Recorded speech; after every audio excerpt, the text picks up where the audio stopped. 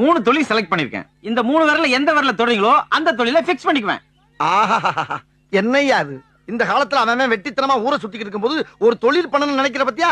நீ மனுஷன்டா. 3 விரல்ல ஒண்ணா தொடுறவா? 3 தொழிலை எப்படி ஒண்ணா பண்ண முடியும்? ஏதாவது ஒண்ணு தொடுங்க, தொழிலை இப்ப ஆரம்பிச்சிரேன். அப்படியா? அதானே? அது இல்ல. இதானே? அது இல்ல. இது இதானே? கன்ஃபார்ம் தானே? கன்ஃபார்ம்.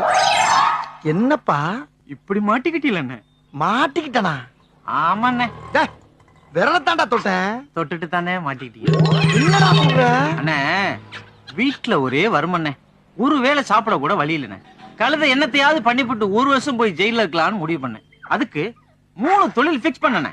1 கொலை, இன்னொன்னு கொள்ளை, 1 கற்பழிப்பு. நீங்க என்ன பண்ணீங்க தெரியுமா?